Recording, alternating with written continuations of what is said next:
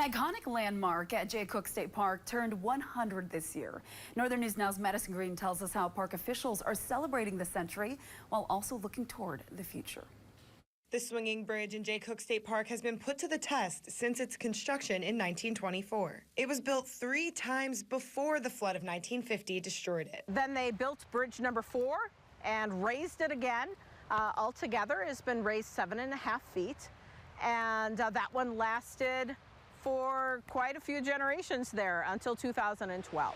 When the worst recorded flood in the history of the St. Louis River broke the swinging bridge yet again. But 13 months later, bridge number 5 was built because, according to Chris Hiller with the Minnesota DNR, state parks serve the people. That original concept that only rich people could go to the lake or have a beautiful view. We wanted to make sure that anybody, no matter their background, had an opportunity to visit these special places. The Minnesota State Park system is learning from the past by making sure anybody means everybody, thanks to state funding. $34 million of that will be related to improving accessibility. So what Chris was mentioning regarding welcoming all Minnesotans, the Minnesota State Park system really takes that to heart. And by 2025, Cooke will have an all-terrain track chair for visitors with lower levels of mobility. While that will be a big day, Hiller also praises the smaller moments. Just watching people, our visitors, have their experiences, whether they're laughing and giggling about the bridge as they're crossing. In Cooke State Park, Madison Green, Northern News Now.